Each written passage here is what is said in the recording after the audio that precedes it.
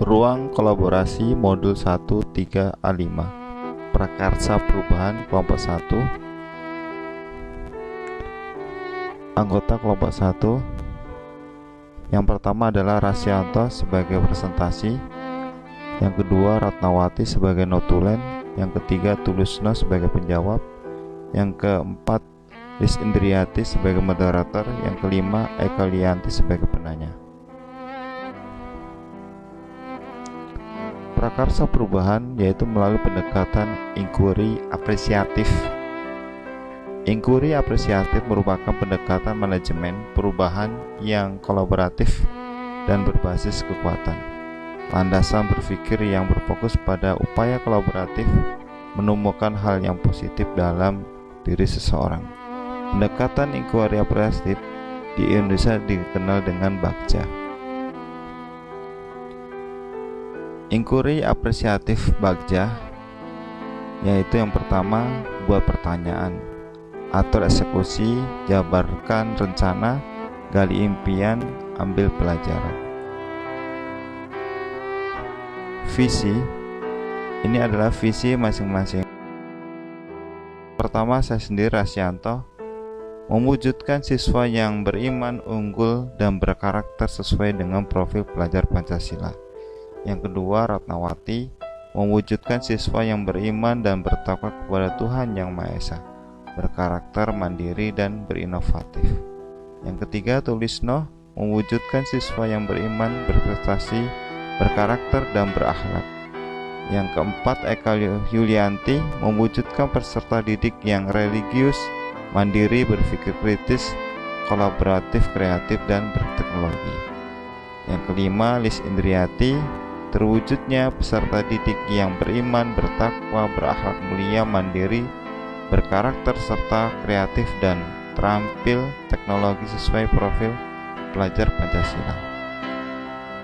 Kemudian visi yang kita sepakati yaitu mewujudkan peserta didik yang beriman dan bertakwa, berakhlak mulia, unggul, dan berteknologi. Deskripsi visi berdasarkan dimensi profil pelajar Pancasila. Yang ke-1, religius, dimensi beriman dan bertakwa pada Tuhan Yang Maha Esa dan berakhlak mulia. Yang kedua, unggul dan berteknologi, dimensi pernalar yaitu kritis. Kemudian tahapan awal, atap awal tantangan dan aksi kepemilikan aset sekolah. Yang pertama, memiliki sumber daya manusia dan sumber pembelajaran, daya sarana dan prasarana dalam menumbuhkan karakter religius dan berakhlak mulia. Memiliki lingkungan yang mendukung untuk menumbuhkan karakter religius dan berakhlak mulia. Yang ketiga, memiliki program tata tertib sekolah.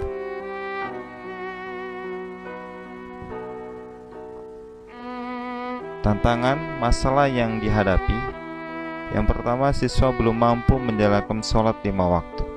Yang kedua, siswa belum terbiasa menerapkan 5S, senyum, salam, sapa, sopan santun pada sesama teman, orang tua, dan guru. Yang ketiga, siswa belum terbiasa dalam berdoa sebelum dan selesai belajar, serta membaca surat pendek. Yang keempat, siswa belum terbiasa melaksanakan tata tertib yang ada di sekolah. Aksi, melaksanakan program atau pembiasaan di sekolah dan di luar sekolah. Yang pertama, memulai dan mengakhiri kegiatan dengan selalu berdoa. Pembiasaan 5S, senyum, salam, sapa, sopan santun antara guru, siswa, dan orang tua siswa. Yang ketiga, pembiasaan sholat duhur bersama. Yang keempat, sholat duha dan zikir bersama berselang 2 minggu sekali. Yang kelima, penghafalan surat pada juz ke-30 dan pembacaan setiap pagi hari 15 sebelum pembelajaran dimulai. Selanjutnya, dengan penerapan sistem poin untuk siswa yang tidak mentaati tata tertib sekolah. Pelajaran atau perubahan hasil yang diharapkan peserta didik yaitu dapat menggali dan mengakhiri sesuatu kegiatan dengan berdoa, dapat membudayakan 5S, senyum, salam, sapa, sopan santun, dapat melaksanakan kewajiban untuk menunaikan sholat 5 waktu, dapat menghafal Al-Quran juz ke-30, dapat melafazkan doa-doa serta zikir dalam sholat, dapat terbiasa melaksanakan sholat duha, melaksanakan tata tertib sekolah. Prakarsa perubahan yang kita sepakati mengembangkan pembelajaran dan pembiasaan untuk meningkatkan berimtak serta berakhlak mulia pada siswa.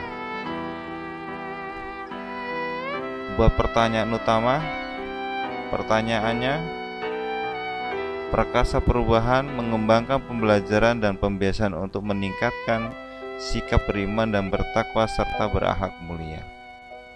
Pertanyaannya, apa yang dapat saya lakukan untuk mewujudkan sikap berimtak serta berakhlak mulia pada siswa?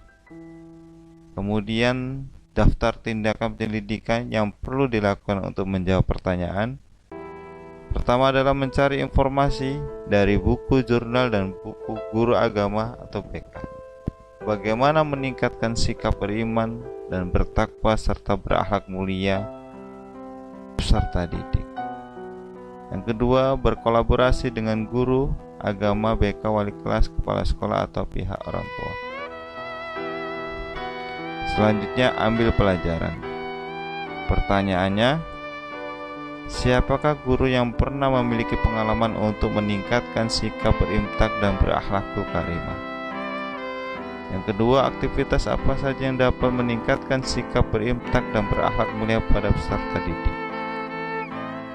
Yang ketiga, pembelajaran seperti apa yang dapat meningkatkan sikap berimtak serta berakhlak mulia? Keterampilan apa saja yang dimiliki untuk mewujudkan pembelajaran yang meningkatkan sikap berimtak? Daftar tindakan atau penyelidikan yang perlu dilakukan untuk menjawab pertanyaan. Yang pertama, mencari contoh yang nyata dan referensi pembelajaran atau pembiasaan yang meningkatkan sikap religius peserta didik melalui wawancara, studi pustaka, dan berkolaborasi. Survei pengalaman guru, orang tua siswa. Selanjutnya, gali mimpi. Pertanyaannya, yang pertama adalah kebiasaan baru apa yang akan didapatkan jika peserta didik sudah memiliki sikap berimtak serta berakhlak mulia. Yang kedua, hal baru apa lagi yang dapat dilakukan jika murid-murid sudah memiliki sikap beriman dan bertakwa serta berakhlak mulia.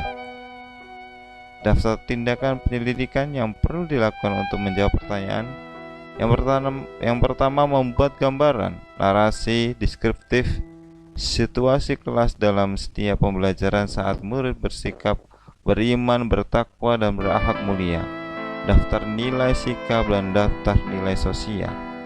Membuat daftar kegiatan baru untuk memanfaatkan, mengoptimalkan sikap beriman dan bertakwa serta berakhlak mulia. Jabarkan rencana, desain. Pertanyaannya, 1. Apa langkah sederhana pertama yang harus dilakukan untuk menumbuhkan sikap beriman bertakwa pada anak? Bagaimana cara mengukur tingkat perkembangan level beriman, bertakwa, dan berakhlak mulia pada anak? Tindakan apa kegiatan kelas apa saja mendukung peningkatan sikap berimtak dan berakhlak mulia pada siswa? Daftar tindakan penyelidikan yang perlu dilakukan untuk menjawab pertanyaan. Membuat daftar pertanyaan untuk berdialog dengan siswa dalam upaya menggali kegiatan yang diperuntukkan menumbuhkan sikap religius dan berakhlak mulia. Membuat survei untuk mengetahui level sekaligus anak. Merinci dan menetapkan kegiatan yang wajib diselipkan, memanfaatkan nilai-nilai karakter religius dalam KBM. Atur eksekusi. Pertanyaannya, siapa yang memantau KBM dari setiap guru yang menumbuhkan sikap berimtak berakhlak mulia? Siapa saja yang terlibat dalam penyusunan rencana peningkatan berimtak dan berakhlak mulia peserta didik? Bagaimana mengukur kemajuan program kegiatan peningkatan berimtak dan berakhlak mulia peserta didik? Siapa yang akan menampung dan membahas solusi dari permasalahan yang muncul? Daftar tindakan penyelidikan yang perlu dilakukan untuk menjawab pertanyaan. Menetapkan rekan guru atau kepala sekolah dalam memantau KBM. menyusun dan membentuk tim kerohanian, membuat instrumen pencapaian peningkatan sikap, berimtak dan berakhlak mulia, peserta didik, membentuk tim konsultasi yang melibatkan guru PAI, wali kelas, KS, guru BK, orang tua siswa, tokoh masyarakat dan agama. Kesimpulan, prakarsa perubahan melalui pendekatan inquiry apresiatif merupakan pendekatan manajemen perubahan yang berkolaboratif dan berbasis kekuatan dengan berpikir yang positif. Jadi, semua yang ada di sekolah merupakan aset yang positif yang dapat dikembangkan dan berdampak membawa perubahan yang lebih baik. Kita sebagai calon guru penggerak, salam guru penggerak, tergerak, bergerak, dan menggerakkan. Demikian kami akhiri. Assalamualaikum warahmatullahi wabarakatuh.